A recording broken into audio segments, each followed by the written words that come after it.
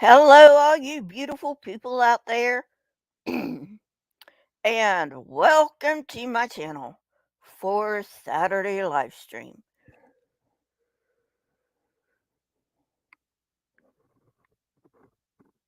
I'm sorry, this is why I changed the time. I'm tired. I don't know if I can even stay up till 4 o'clock, my time. So as soon as I'm done with this live stream, I'm going to go take a nap. But anyway, moving on. Before we get into Saturday live stream, I do have a PSA. It's okay to say you're not okay. Okay? It's okay to say you're not okay. All right. Now getting to comment of the week.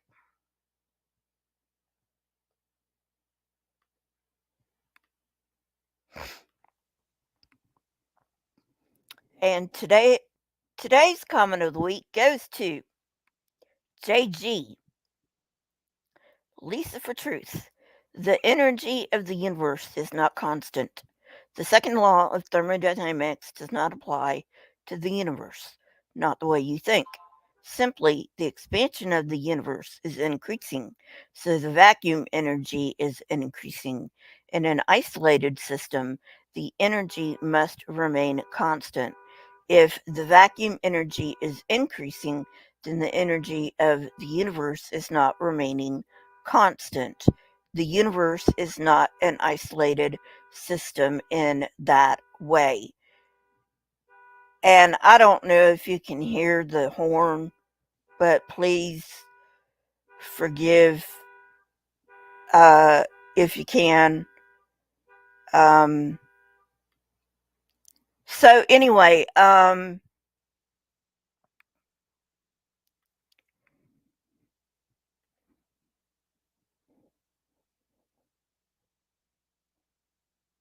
so yes, I think I said that in the episode before the Origins Gish Gallop continues, which was my last edited video.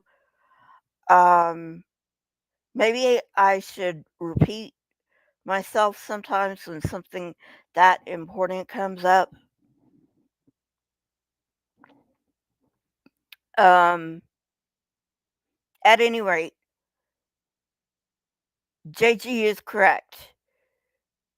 It is not an isolated system in that um, way. Um, because it's expanding. And we know the universe is expanding. Now, how astronomers and astrophysicists know the universe is expanding, I don't know. You'd have to ask them, or look it up, you know. Um, but it has to do with measuring the distance between stars and stuff like that. So, anyway, um, so going on with the events of the day. Uh, and again, I would like to apologize to the Jews. I am um, not trying to upset you in any way. I am taking the interpretations that I have grown up with, and I am uh, making fun of those particular interpretations. And now, Let's go on.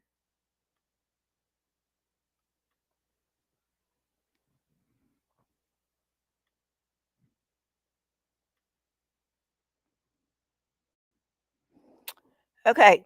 2 Kings 9. The prophet Elisha summoned a man from the company of the prophets and said to him, tuck your cloak into your belt, take this flask of olive oil with you, and go to Ramoth Gilead. When you get there, look for Jehu, son of Jehoshaphat, the son of Nimshi. Go to him, get him away from his companions, and take him to an inner room. Then take the flask and pour the oil on its head and declare, this is what the Lord says. I anoint you king over Israel. Then open the door and run. Don't delay.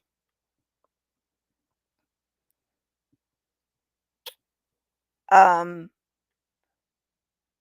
okay. So,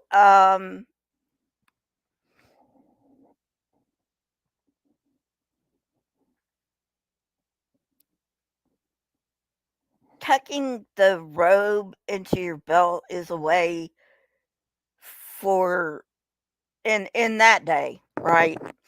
Tucking your robe into your belt, hey Lisa, was a way to get away more quickly. You know, if you needed to run, you needed to have your robe in your belt. So anyway,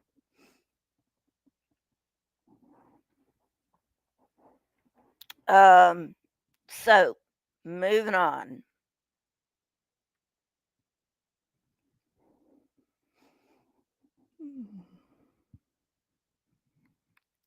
So the young prophet went to Ramoth Gilead. When he arrived, he found the army officers sitting together. I have a message for you, commander, he said. For which of us? Asked Jehu. For you, commander, he replied. Jehu got up and went into the house.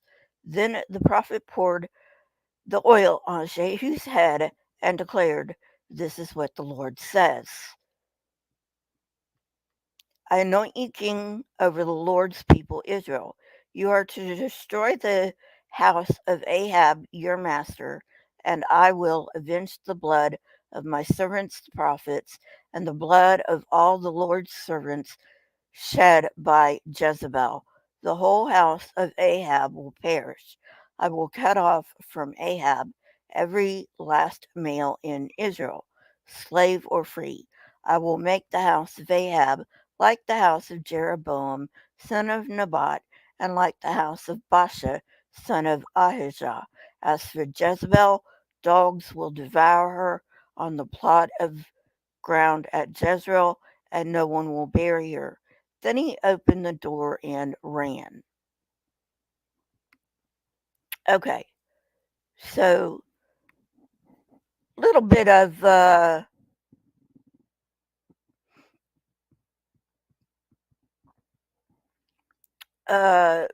little bit of background here. In the Middle East, I think even till today in the Middle East, dogs are considered unclean. Okay, um, so if that tells you anything, you know.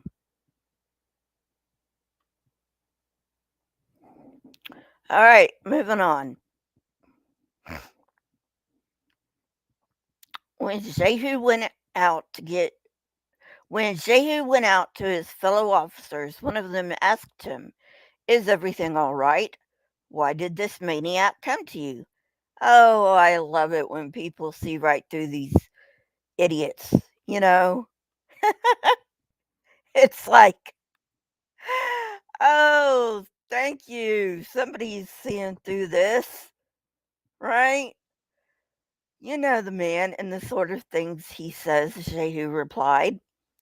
That's not true, they said. Tell us. Jehu said, here's what he told me. This is what the Lord says. I anoint you king over Israel. They quickly took their cloaks and spread them under him on the bare steps. Then they blew the trumpet and shouted, Jehu is king. Okay.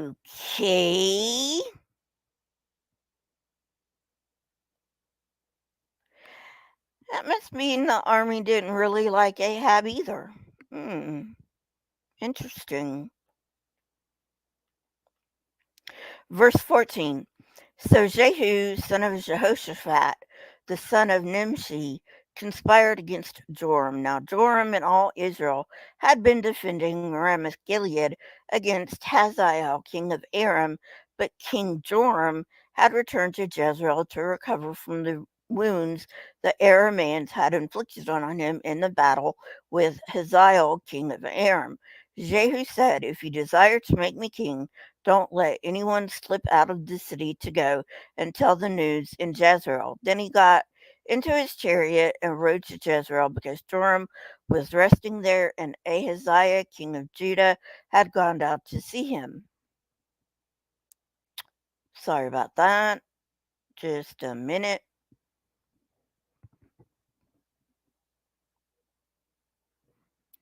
Alrighty.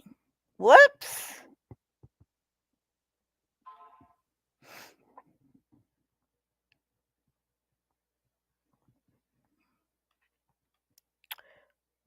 Verse 17. When the lookout standing on the tower in Jezreel saw Jehu's troops approaching, he called out, I see some troops coming. Get a horseman, Joram ordered. Send him to meet them and ask, Do you come in peace? The horseman rode off to meet Jehu and said, This is what the king says. Do you come in peace? What do you have to do with peace? Jehu replied, Fall in behind me.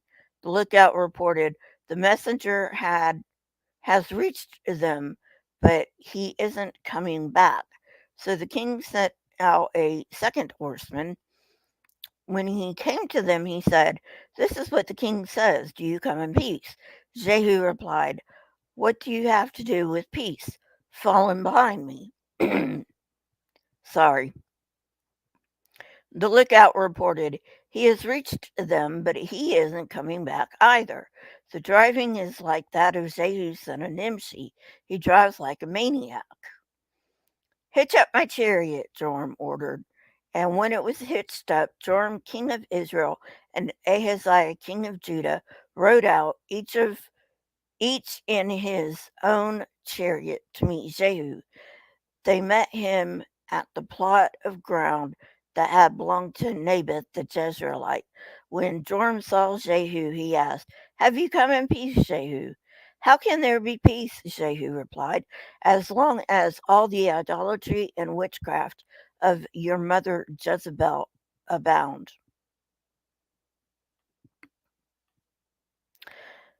Verse 23. Joram turned about and fled, calling out to Ahaziah, Treasury Ahaziah. Then Jehu drew his bow and shot Joram between the shoulders. The arrow pierced his heart, and he slumped down in his chariot.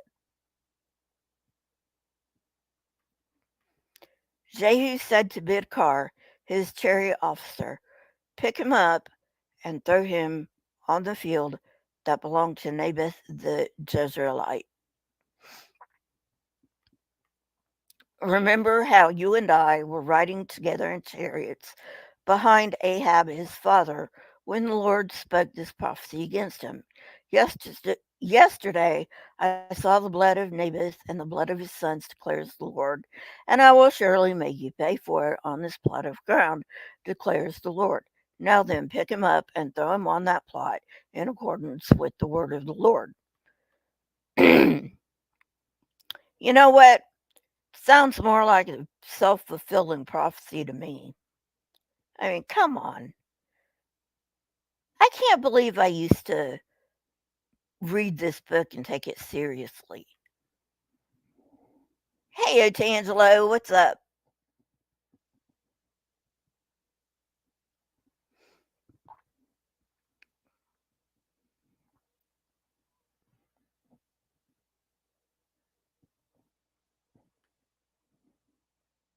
Hey, Senator Otangelo, you really, really, really need to go to Tobias Singer's channel.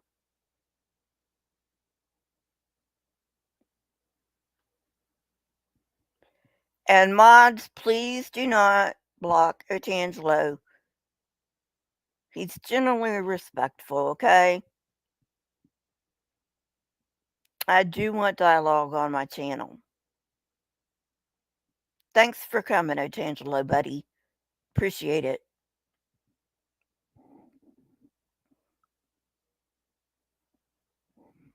All right. Verse 27. When Ahaziah, king of Judah, saw what had happened, he fled up the road to Beth Hagan. Jehu chased him, shouting, "Kill him too." They wounded him in his chariot on the way up to Gur near Ibleam, but he escaped to Megiddo and died there. His servants took him by chariot to Jerusalem and buried him with his ancestors in his tomb in the city of David. In the 11th year of Joram, son of Ahab, Ahaziah had become king of Judah. Verse 30. Then Jehu went to Jezreel. When Jezebel heard about it, she put on eye makeup, arranged her hair, and looked out of a window. As Jehu entered the gate, she asked, "Have you come in peace, you Zimri, you murderer of your master?" He looked up at the window and called out, "Who is on my side? Who?" 2 or 3 eunuchs looked down at him. "Throw her down," Jehu said. So they threw her down, and some of her blood spattered on the wall and the horses as they trampled her underfoot.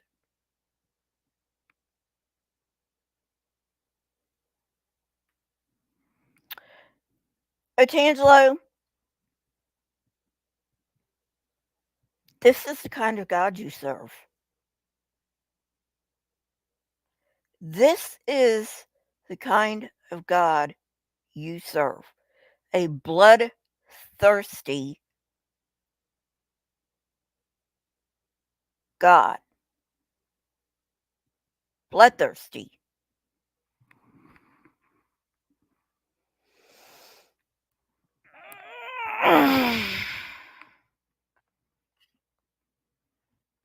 And don't even get me started with the New Testament, because we're going to get into the New Testament. Anyway, moving on.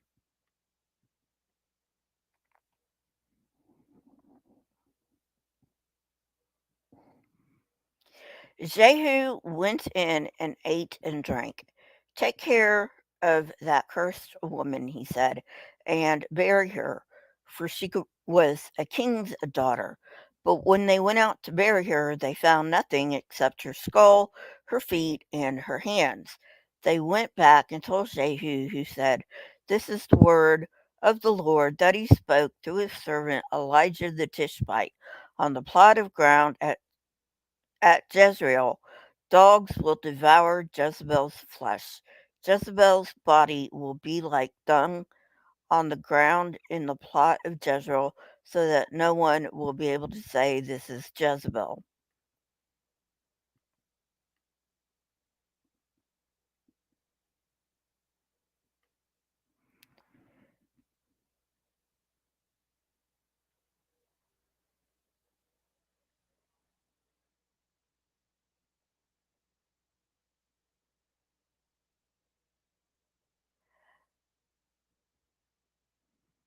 Otangelo, how can you worship a God like this?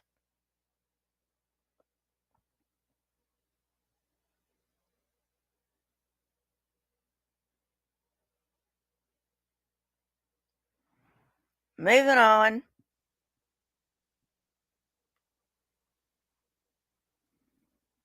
Chapter 10.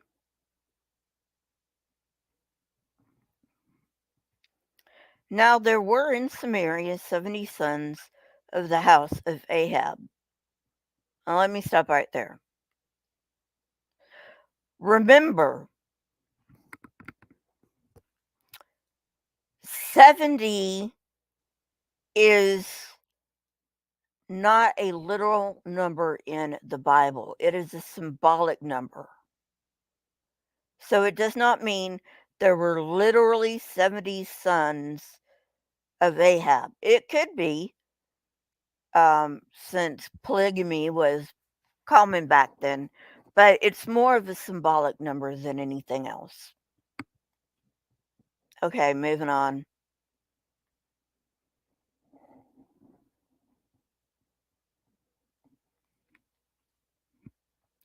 So Jehu wrote letters and sent them to Samaria, to the officials of Jezreel, to the elders, and to the guardians of Ahab's children. He said, "You have your master's sons with you, and you have chariots and horses, a fortified city, and weapons. Now, as soon as this letter reaches you, choose the best and most worthy of your master's sons, and set him on his father's throne. Then fight for your master's house." But they were terrified and said, "If two kings could not resist him, how could we?" So the palace administrator, the city governor, the elders, and the guardians sent this message to Jehu: "We are your servants, and we will do anything you say. We will not appoint anyone as king. You do whatever you think best." Then Jehu wrote them a second letter, saying, "If you are on my side and will obey me, take the heads of your master's sons and come to me in Jezreel by this time tomorrow."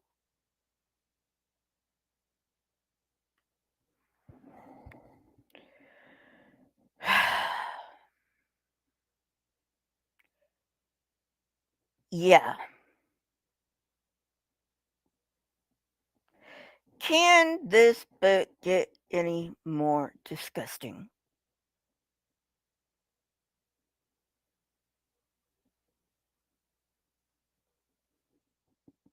Bye, Big Zebra.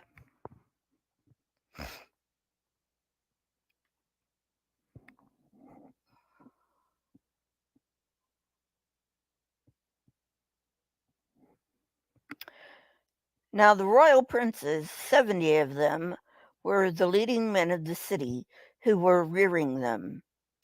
When the letter arrived, these men took the princes and slaughtered all 70 of them. They put their heads in baskets. I can't believe I just read that. And this is supposed to be a good book. The good book. What the hell is wrong with people? And sent them to Jehu in Jezreel.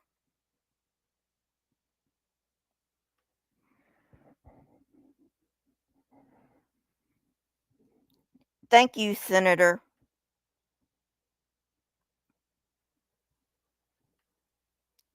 No, seriously, I want to know, why do people think this is a good book? This is like one of the bloodiest books I've ever heard of in my read, in fact, in my entire life. And people think it's good.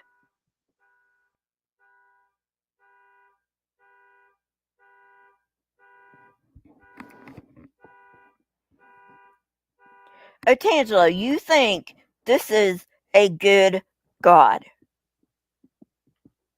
an all good God. Look, man, I don't really care if you believe in God or not, okay? Just stop saying he's all good if this is the kind of monster that you want to worship. As long as you're not hurting anybody, I don't fucking care.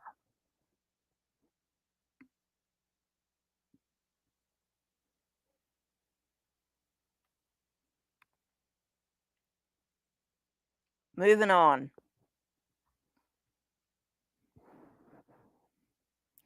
Uh, Hang on. I gotta scroll back up.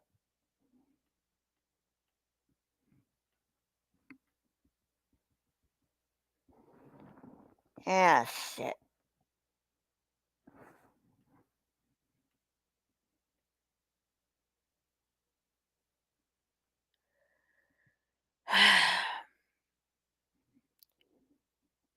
Hang on, guys.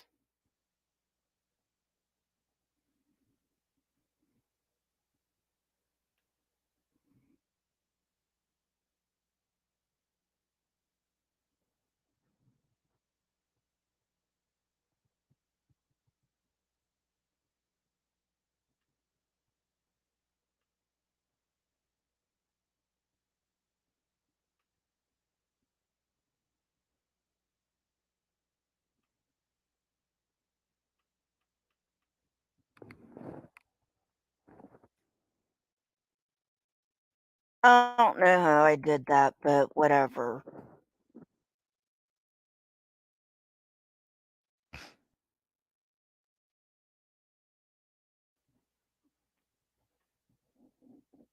Okay, let me get back to where I was.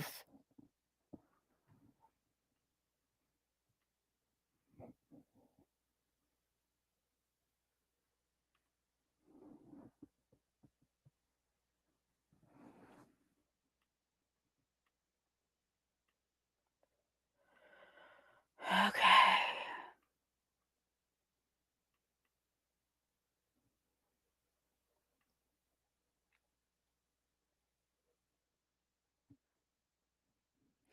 Okay, verse 8. When the messenger arrived, he told Jehu, "They have brought the heads of the princes." Then Jehu ordered, "Put them in two piles at the entrance of the city gate until morning." The next morning Jehu went out. He stood before all the people and said, "You are innocent. It was I who conspired against my master and killed him, but who killed all these? Know then that not a word the Lord has spoken against the house of Ahab will fail. The Lord has done what he announced through his servant Elijah. Sorry. So Jehu killed everyone in Jezreel who remained of the house of Ahab, as well as all his chief men, close friends, and priests, leaving him no surv- survivor. What the fuck is wrong with these fucking people?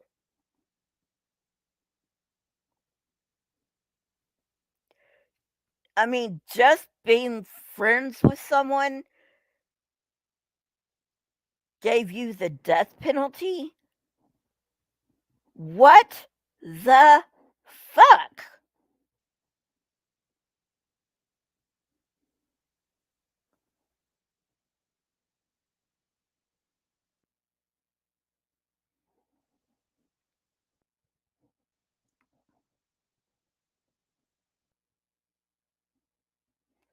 Seriously.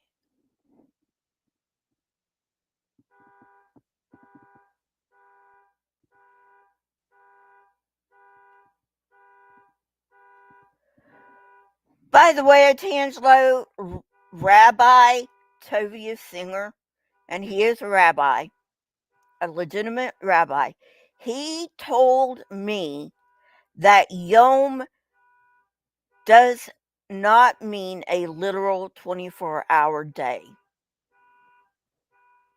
I've been telling you that for years.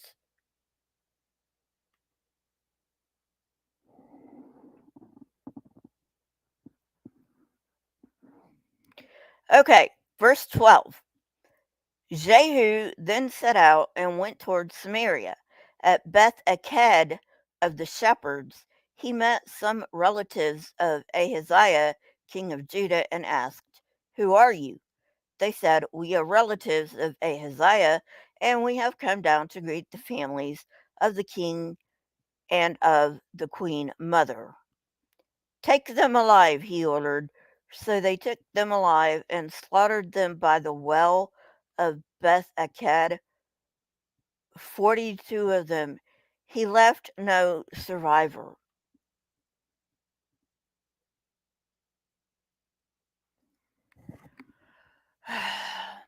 Okay, hang on, guys. I gotta process this.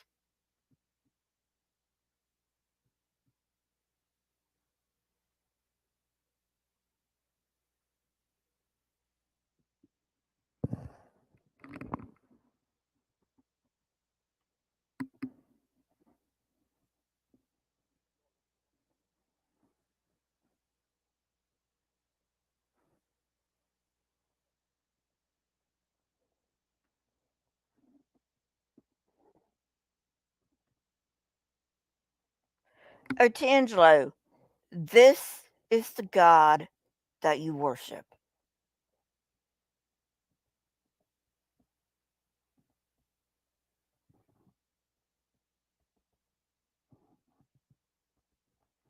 Just saying.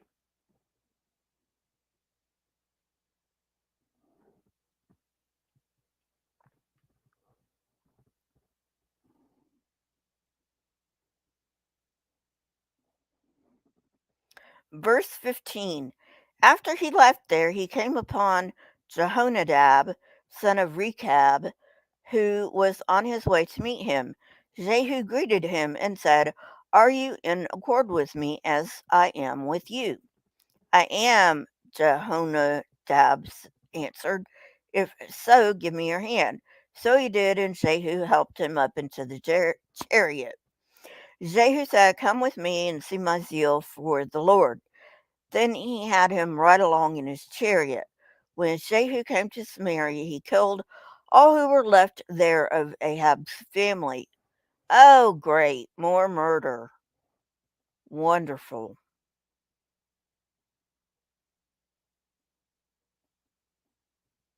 He destroyed them according to the word of the Lord spoken to Elijah. Verse 18. Then Jehu brought all the people together and said to them, "Ahab served Baal a little. Jehu will serve him much. Now summon all the prophets of Baal, all his servants, and all his priests. See that no one is missing, because I'm going to hold a great sacrifice for Baal. Anyone who fails to come will no longer live." But Jehu was acting deceptively in order to destroy the servants of Baal.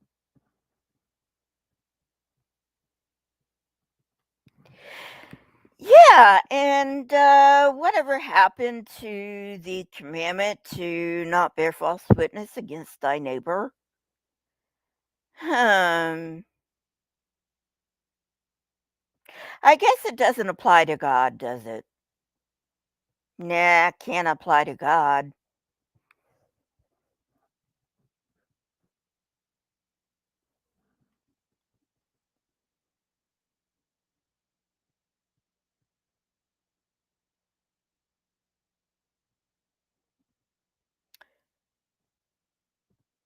Verse 21. Then he sent word throughout all Israel, and all the servants of Baal came. Not one stayed. They crowded into the temple of Baal until it was full from one end to the other. And Jehu said to the keeper of the wardrobe, "Bring robes for all the servants of Baal." So he brought out robes for them. Then Jehu and Jehonadab, son of Rechab, went into the temple of Baal. Jehu said to the servants of Baal, "Look around and see that no one who serves the Lord is here with you, only servants of Baal." So they went in to make sacrifices and burnt offerings. Now Jehu had posted 80 men outside with this warning: "If one of you lets any of the men I am placing in your hands escape, it will be your life for his life." Oh, more threats. Wow. Can this book get any darker? Actually, yes, it can, as we'll discover later on.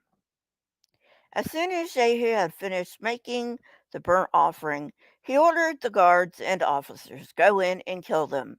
Let no one escape." So they cut them down with the sword.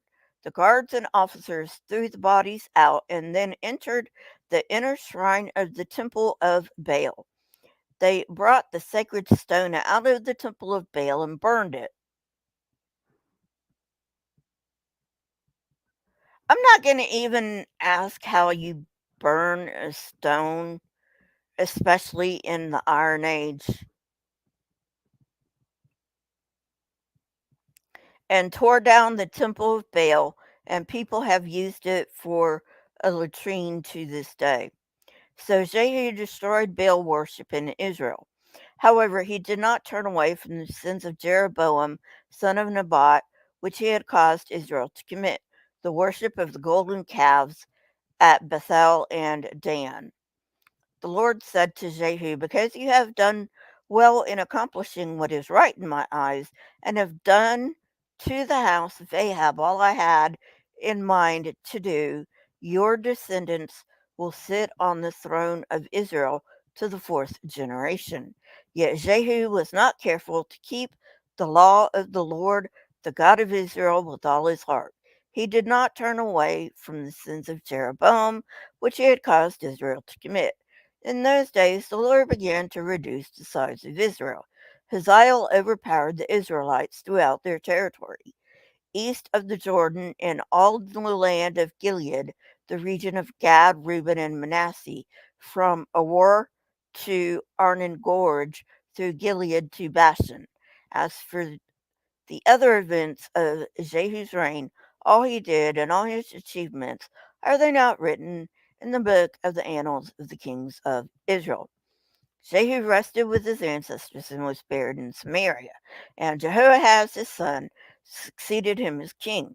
The time that Jehu reigned over Israel in Samaria was 28 years. Chapter 11.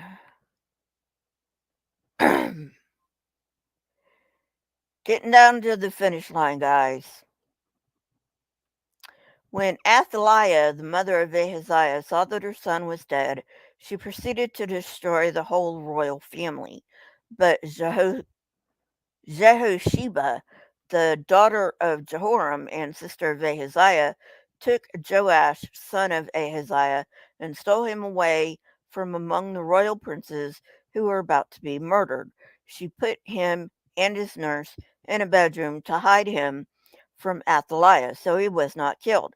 He remained hidden with his nurse at the temple of the Lord for 6 years, while Athaliah ruled the land. In the 7th year, Jehoiada sent for the commanders of the units of 100, the Kerites, and the guards, and had them brought to him at the temple of the Lord. He made a covenant with them and put them under oath at the temple of the Lord. Then he showed them the king's son. He commanded them, saying, this is what you are to do. You are in the 3 companies that are going on duty on the Sabbath. A third of you guarding the royal palace, a third at the Sur gate, and a third at the gate behind the guard, who take turns guarding the temple. And you who are in the other 2 companies that normally go off Sabbath duty are all to guard the temple for the king. Station yourselves around the king, each of you weapon in hand. Anyone who approaches your ranks is to be put to death. Stay close to the king wherever he goes. Oh, great, more death. Isn't this just a lovely book? Hey, Unit 666. Isn't this just a loving, good, touchy-feely book?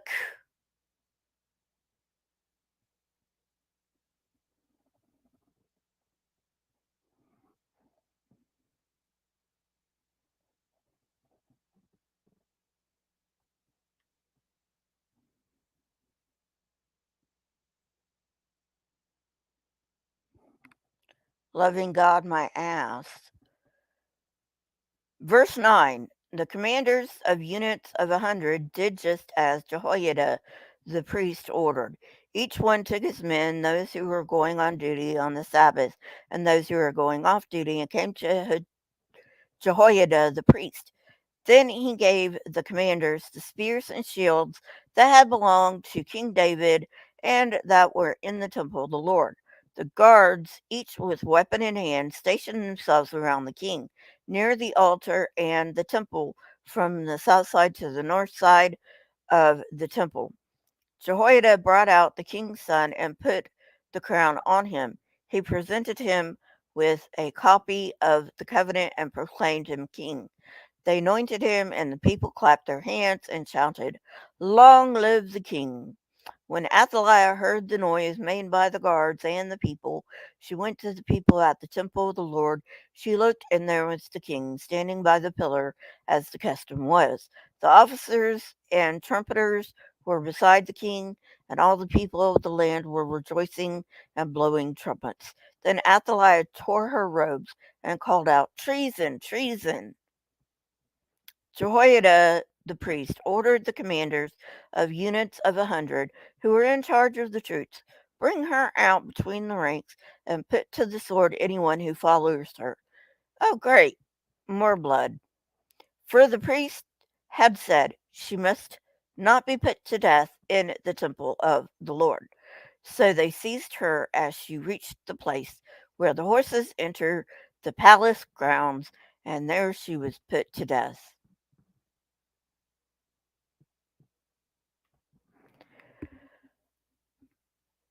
I have lost count just in Second Kings 9 through 11 how many people were put to death by the command of the Lord.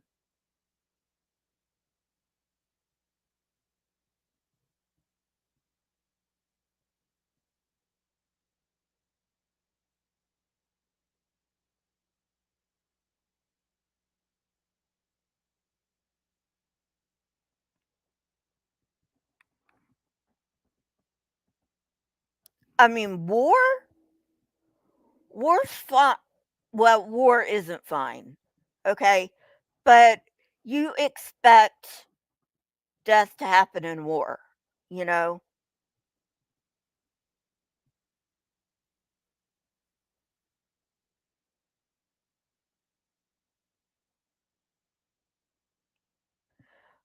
But this shit,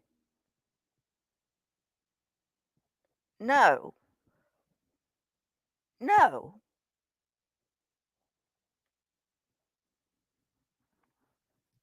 Moving on. Jehoiada then made a covenant between the Lord and the king and people that they would be the Lord's people. Just a minute,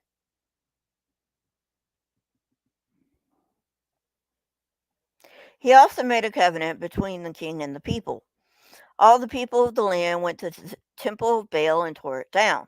They smashed the altars and idols to pieces and killed Matan, the priest of Baal, in front of the altars. Then Jehoiada the priest posted guards at the temple of the Lord. He took with him the commanders of hundreds, the Karaites, the guards, and all the people of the land, and together they brought the king down from the temple of the Lord and went into the palace, entering by way of the gate of the guards. Then the king took his place on the royal throne. All the people of the land rejoiced, and the city was calm, because Athaliah had been slain with the sword at the palace. Oh, nice. So killing people's a good thing now, I guess. Verse 21 in the last verse, thank goodness. Joash was 7 years old when he began to reign. And thank God that's over with. Oh, God.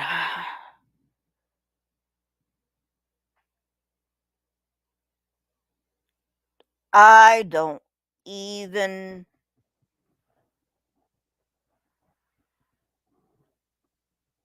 I, I'm at a loss. I am at a loss. Where do you even start? with this shit.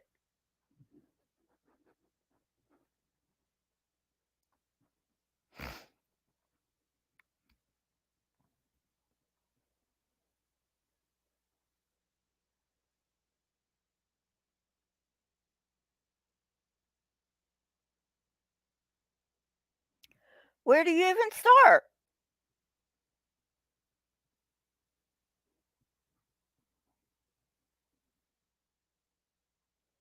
Doesn't make any goddamn sense.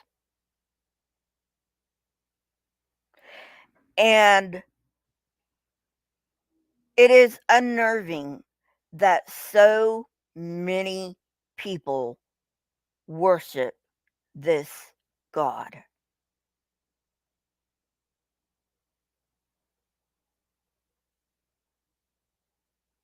It's disturbing. Hey, Marianne. Now, I'm not about deconverting anybody. That's not what I'm about. If Christians want to deconvert, they're going to deconvert, right? I'm not going to change their minds, okay? You're not going to change their minds either. They're going to come to their own conclusion, right? So that's not what I'm about. I'm about giving you the truth, okay? And from that truth, make your own decision.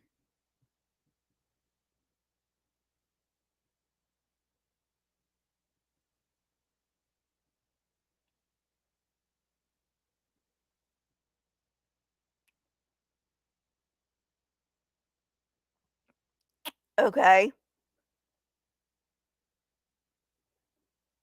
From the truth, make your own decision, not from emotion, not because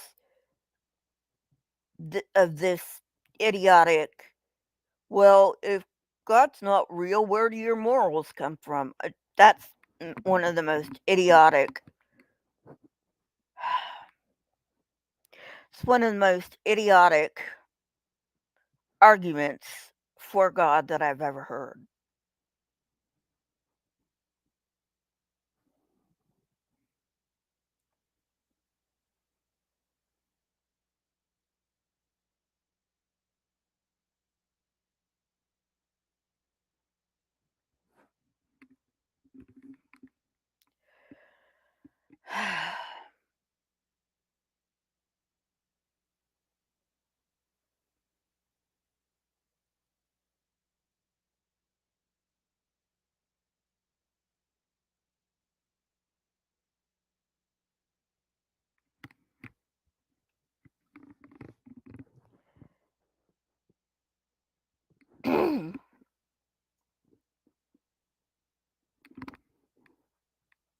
What do you say to something like this?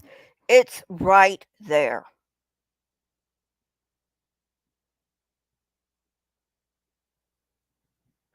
It's right there.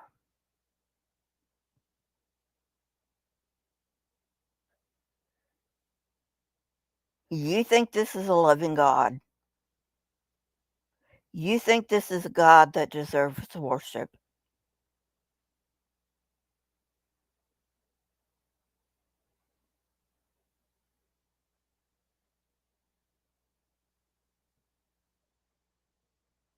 Like I said, make your own decision.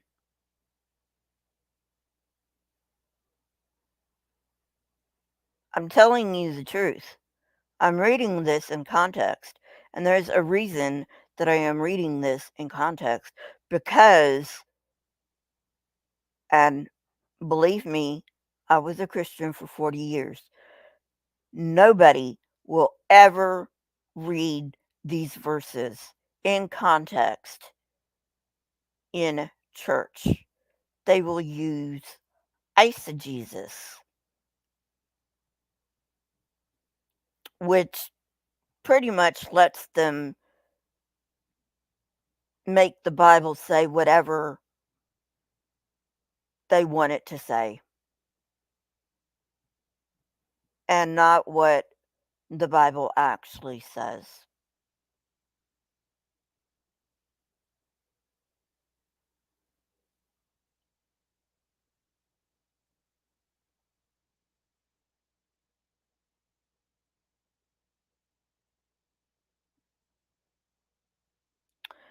All right. Well, lovely people.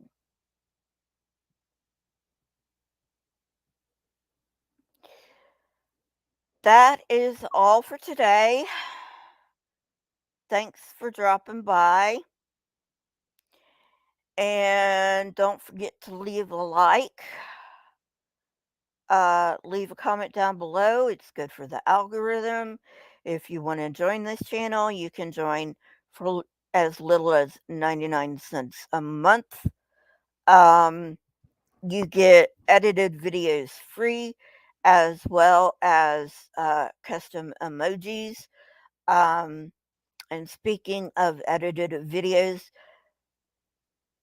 I should have an edited video out for my members tomorrow. If not tomorrow, then definitely by Monday. But